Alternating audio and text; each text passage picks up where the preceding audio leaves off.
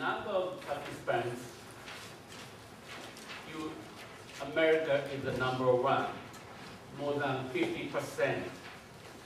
And the second is Canada. The third is Australia, because we need English-speaking people to teach English.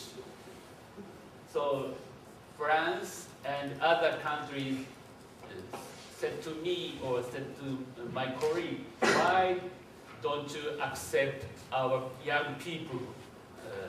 They can teach French and Germany or other languages, but in school, our parents want to their children to speak English first.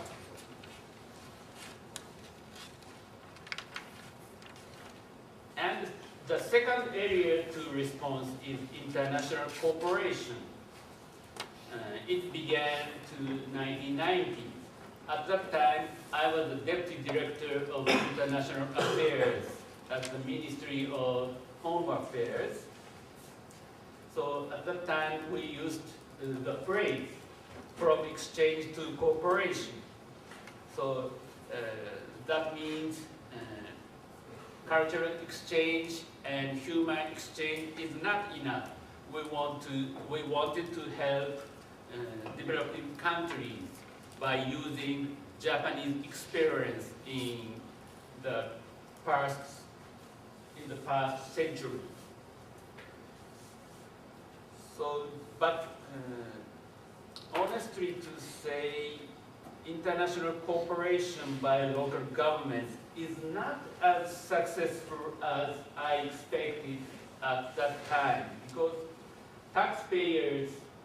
local taxpayers do not like to aid developing countries because they think that's the job of the national government, not the job of the local government.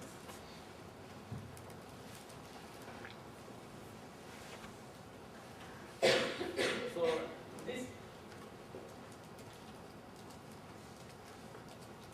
these are introduction to international cooperation program implemented by Claire, but that's very boring, so I'll read it.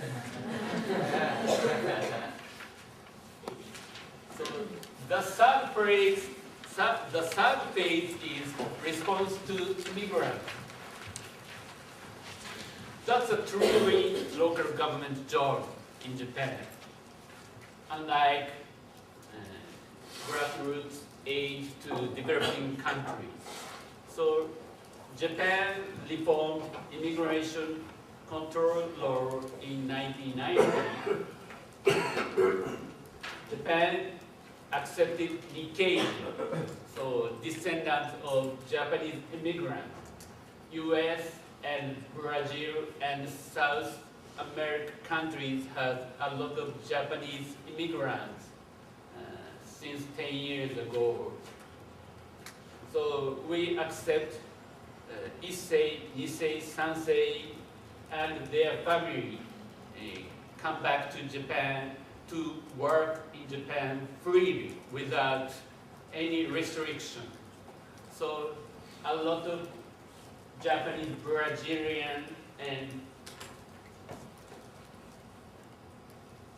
Japanese descendants in Peru came to Japan to work in Japan to earn a lot of money at that time, and yen was very strong.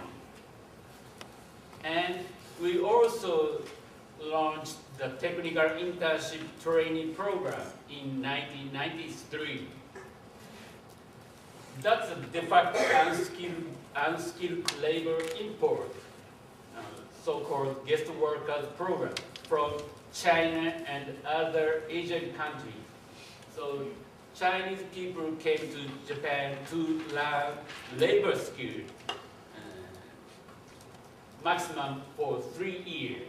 Then they will go back to, then they went back to China once they acquired skills. But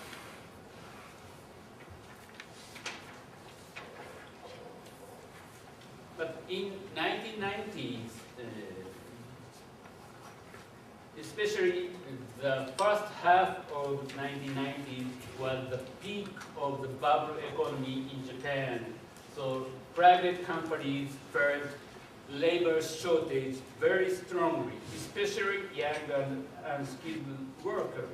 So they want to get young and less cost labor to their factories and other jobs. In the United States, you cannot and you don't feel this kind of feeling, labor shortage, because you have a lot of immigrants since your country was created. So,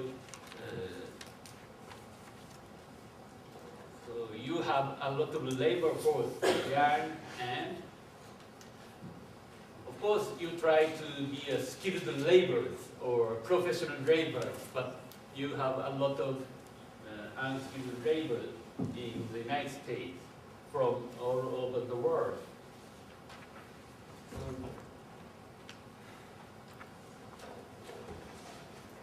This is the ratio of foreign residents in Japan. Only 1.74% is foreign residents.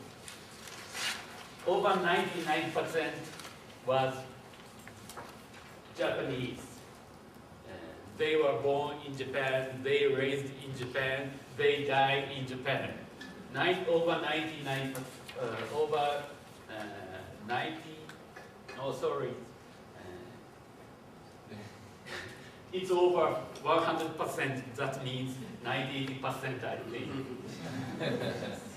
My staff, I correct this to order my staff.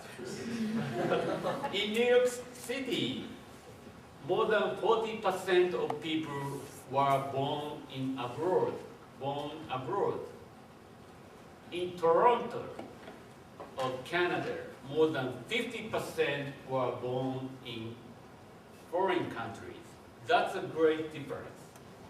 The number of the foreign residents by origin country is China is the number one. The second is Korea. The third is Brazil, mainly Japanese Brazilian. And the fourth is Peru.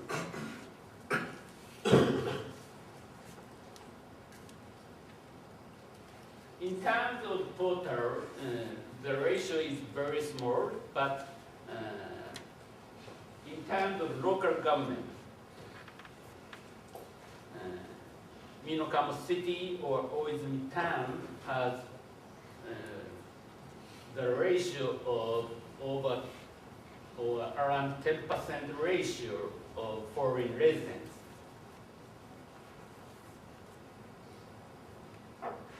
Minokamo City and Oizumi Town has a lot of private companies who manufacture electric appliances and automobile. And they have a lot of related product companies in their area.